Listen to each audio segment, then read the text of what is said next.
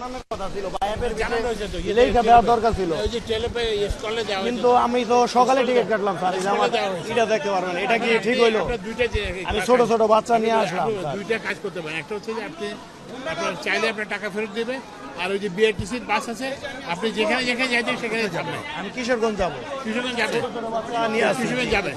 কিন্তু এখানে স্যার যারা যারা স্যার কর্মবিরতি করছে তাদের উচিত ছিল টিকিটের সোলো টপ করে দেওয়া, এবং ওইখানে পুরোপুরি লেখা দরকার ছিল আজকে সকালে আমি কাটবো।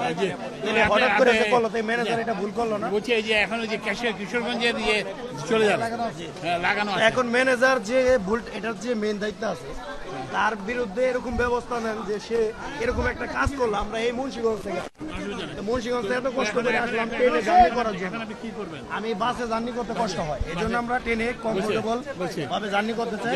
তো এখন আপাতত বাসে যান, কিশোরগঞ্জ গেলে কিভাবে যাবো? ওই বাসে চলে যাবেন, এই যে গাড়ি আছে বিআরটিসির বাস, এই টিকিট দিয়ে, আর অন্য কোনো টিকিট লাগবে না। ধন্যবাদ স্যার। জি।